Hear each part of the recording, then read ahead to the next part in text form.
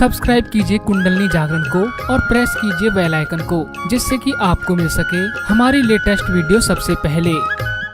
इसलिए मैंने ये तरीका निकाला है कि सहज योगियों को सबको खुद खाना बनाना है।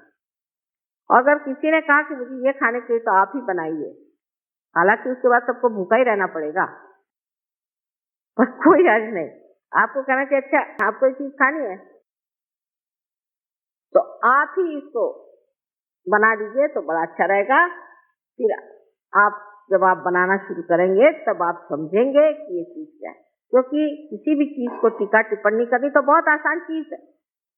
किसी चीज को अच्छा कहना बुरा कहना बहुत ही आसान चीज, लेकिन वो खुद जब आप करने लगते हैं तो पता चलता है कि ये टीका टिप्पणी हम जो कर रहे हैं ये बिल्कुल बेवकूफी है, क्योंकि हमें कोई अधिकार नहीं। तो इस कदर की छोटी छोटी चीजों में भी लोग मुझे आके बताते हैं, मुझे बड़ा आश्चर्य होता है। आप अब साधु हो, आपके अंदर सबसे बड़ी जो शक्ति आई है वो ये, आप कोशिश करके, और मैं जो बात कहती हूँ इसकी आपको प्रचिति आएगी, कोशिश करके देखिए। आप जमीन पर सो सकते हैं, आप रास्ते पर सो सकते हैं, आप 10-10 दिन भी भूखे रह जाए आपको भूख नहीं लगेगी। आप कैसा भी खाना उसे खा लेंगे, आप कुछ नहीं करेंगे। इसमें आप हमारे प्रदेश के सहयोगियों को देखिए, किस हालत में रहते हैं, किस परेशानी में रहते हैं। हमें कुछ वहां पर हिंदुस्तानी सहयोगियों ने बताया कि ब्रह्मपुरी में इंतजाम इस वक्त ठीक नहीं रहा, लोगों का दिमाग ही खराब हो गया था क्योंकि आप नहीं गए तो बहुत तकलीफ हुई उनको खाने पीने की और कुछ अच्छा नहीं लगा, ऐसा बताया। तो मैंने उन लोगों से जाके पूछा कि भाई सबसे ज्यादा तुमको कहाँ मजा आया? तो उन्होंने कहा ब्रह्मपुरी में सबसे ज्यादा मजा। तो मेरी कुछ समझ में नहीं आया कि इतनी शिकायतें हुई, क्योंकि ब्रह्मपुरी में क्या बात, कहने वहां कृष्णा बैठी है, उसके किनारे में बैठो तो लगता है कि माँ जैसी आपकी धारा बह रही। वो सब यही बातें करते रहे, यहाँ ये लोग खाने ही पीने की सोचते रहे। इसीलिए जब कभी कभी लोग कहते हैं कि हम लोगों का समर्पण कम है, उसकी वजह यह है कि हम लोग काफी उलझे हुए लोग, हमारे अंदर बहुत पुरानी परंपराएं हैं। यहाँ अनेक साधु संत हो गए, बड़े बड़े लोग हो गए, बड़े बड़े आदर्श हो गए, और उन आदर्शों के वजह से हमें मालूम है कि अच्छाई क्या है, बड़ी क्या है। लेकिन उसके साथ ही साथ हमारे अंदर एक तरह की ढोंगी वृत्ति आ गई कि हम ढोंग भी कर सकते। कोई भी आदमी अपने को राम कह सकता है, कोई भी आदमी अपने को भगवान कह सकता है, कोई भी आदमी अपने को सीता जी कह सकता है। ये ढोंगी पना की हमारे यहाँ बड़ी भारी शक्ति है। एक साहब ने मुझे कहा कि देखिए वो तो भगवान है। मैंने कहा कैसे? वो कहते हैं भगवान है, ये फॉरेन, वो भगवान कहते हैं। मैंने उसको कहने में क्या लगता है, ऐसे कैसे कहेगा कोई कि मैं भगवान? मैंने कहा कह रहे हैं वो भगवान है, लेकिन उसके कुछ तरीके होते हैं। जो आदमी फूल को नहीं सूंघ सकता वो भगवान कैसे हो सकता? हाँ ये तो बात है। तो मैंने कहा कि कैसे, पर वो क्यों कह रहे थे, वो ऐसा क्यों कह रहे? मैंने कहा क्योंकि वो आप नहीं, वो यही नहीं समझ सकते कि लोग इतना सफेद झूठ इतने जोर से कह सकते। या किसी के लिए कहते हैं पर वो उसको रुपया ही चाहिए ना, ठीक है वो रुपया लेता है, लेकिन हमको तो वो आध्यात्मिक देगा तो क्या हर्ज है, हमें तो आध्यात्म लेना है, लेने दो रुपया, रुपये में क्या रखा है, रुपया दे दो उसको, रुपये में क्या रखा हुआ है? अध्यात्म को पाने की बात है, अध्यात्म वो हमें दे रहा है तो हम उसे रुपया दे रहे हैं, रुपये में तो कोई खास चीज होती नहीं। ये जो उनकी तैयारी आज हो गई है वो हमारे अंदर तैयारी अभी तक हो नहीं पाई। इसके लिए क्योंकि हमारे सामने आदर्श बहुत अच्छे हैं, महाभारत है, राम है, ये है वो है, और हम उसी कीचड़ में बैठे हुए। अगर कोई कीड़ा कहे कि मैं कमल हो गया तो हो नहीं सकता, और उसको कमल बना भी दिया तो भी ढंग वही चलेगा।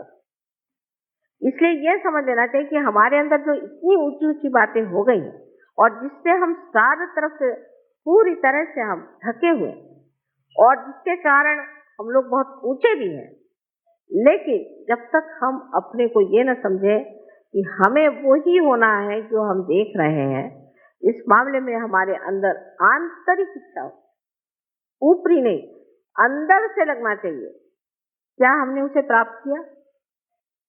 क्या हमने अपने ध्येय को प्राप्त किया? क्या हमने उसे पाया है? उससे हमें पाना है। इस मामले में ईमानदारी अपने साथ करें, और जब तक ईमानदारी नहीं होगी तब तक शक्ति आपके साथ ईमानदारी नहीं कर सकती। ये आपका और अपना निजी संबंध है। अनेक तरह से आप अपने को पड़तालिए और देखिए कि हमारे अंदर ये शक्तियां क्यों नहीं जागृत हो सकती, क्यों नहीं हम इसे पा सकते। कारण हम खुद ही अपने को एक तरह से काटे चले जाते हैं। तो किसी भी तरह की ढोंगी वृत्ति का सहयोग में स्थान नहीं। हृदय से आपको महसूस हो रहा है, हर एक चीज को हृदय से पाना चाहिए, अपने अंतर आत्मा से उसे जानना चाहिए। उसके लिए कोई भी ऊपरी चीज कोई है तो मुस्कुराते बैठे रहेंगे, कोई जरूरत है मुस्कुराने की, कोई है कि बड़े गंभीर होकर बैठे रहेंगे। ये सब नाटक करने की कोई जरूरत नहीं। जो आपके अंदर भाव है वो बाहर आ रहा है, उसमें कौन सा नाटक करने, उसमें कौन सी आफत करने की है। जो हमारे अंदर भाव है वही हम प्रकटित कर रहे हैं, क्योंकि हमारे अंदर जो भाव है वो इस शक्ति से बहता हुआ बाहर चला रहा है और उसी को हम प्रकटित कर रहे हैं। और जो लोग इस तरह से एक बार समझ लें कि हमें पूरी तरह से ईमानदारी से सहयोग करना, वो धीरे धीरे इसमें खिसकते जाए।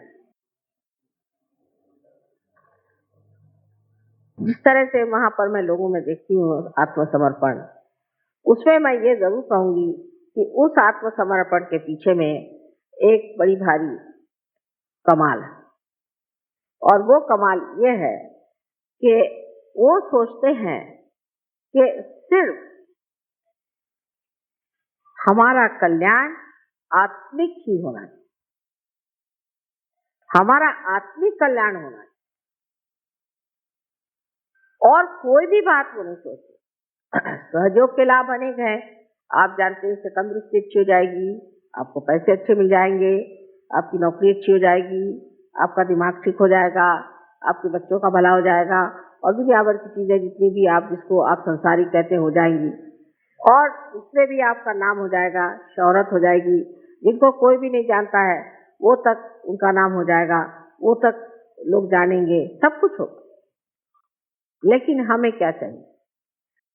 हमें तो अपनी आत्मिक उन्नति के सिवाय और कुछ नहीं। हम सिर्फ आत्मिक उन्नति पाते। जब वो आत्मिक उन्नति मनुष्य में हो जाती है तब मनुष्य सोचता ही नहीं है सब। उसके लिए सब कब पदार्थ है, सारी लक्ष्मी उसके पैर धोए उसके लिए वो कब पदार्थ है। कोई भी उसके लिए चीज ऐसी नहीं है कि जिसके लिए वो लालायित हो या परेशान हो। इस कदर वो समर्थ हो जाता है। अगर है तो है, नहीं है तो नहीं है, मिले तो मिले, नहीं है तो नहीं। ये जब अपने अंदर ये स्थिति आ जाए, मनुष्य स्थिति पे आ जाए, तब सोचना चाहिए कि सहयोगियों ने अपने जीवन में कुछ प्राप्त किया। जब तक ये स्थिति प्राप्त नहीं होती तो आपकी नाव डामाडोल चलती रहेगी और आप हमेशा ही कभी इधर तो कभी उधर घूमते रहेंगे। पहले अपने को स्थापित करने की जो महान शक्ति आपके अंदर है वो है श्रद्धा। उस श्रद्धा को हृदय से जानना चाहिए और उसकी मस्ती में रहना चाहिए, उसके मजे में आना चाहिए, उसके आनंद में आना चाहिए। तो जो ये श्रद्धा की आह्लाददायी शक्ति है, उस आह्लाद को लेकर उस एक्सटेसी में रहना चाहिए, उस सुख में रहना चाहिए। और जब तक मनुष्य उस आह्लाद में पूरी तरह से घुल नहीं जाएगा, उसके सारे जो कुछ भी प्रश्न हैं, प्रॉब्लम्स हैं, वो बने ही रहेंगे, बने ही रहेंगे। क्योंकि प्रॉब्लम्स वगैरह सब माया है, ये सब चक्कर है। अगर किसी से पूछे भाई तुम्हें क्या प्रॉब्लम है, तो मुझे 100 रुपये मिलना चाहिए, तो मुझे 50 रुपये मिले। जब 100 रुपये मिले तो क्या प्रॉब्लम है, मुझे 200 रुपये मिलने चाहिए, तो मुझे 100 ही रुपये मिले। वो तो खत्म ही नहीं हो रहा। फिर दूसरा क्या प्रॉब्लम है कि मेरी बीवी ऐसी है, फिर तुम दूसरी बीवी कर लो, वो भी ऐसी है, तीसरी आई वो भी ऐसी। तो आपके प्रॉब्लम्स नहीं खत्म हो रहे क्योंकि आप स्वयं इनको नहीं खत्म कर रहे हैं।